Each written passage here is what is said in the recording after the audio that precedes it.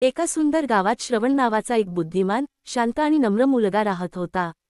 तो लहानपणापासूनच जैन धर्माच्या शिकवणींमध्ये रस घेत होता. अहिंसा, सत्य यावर त्याचा विश्वास होता. गावात एका दिवशी सोन्याची चोरी झाली. सर्वजण श्रवणवर शंका घेतात, कारण तो त्या दिवशी मंदिराजवळ एकटाच होता. पोलीस त्याला अटक करतात, पण श्रवण काहीच बोलत नाही, फक्त सत्यावर विश्वास ठेवतो आणि शांत राहतो. गावकरी त्याला दोष देतात, पण त्याच्या आई-वडिलांनी जैन तत्त्वज्ञान शिकवले होते.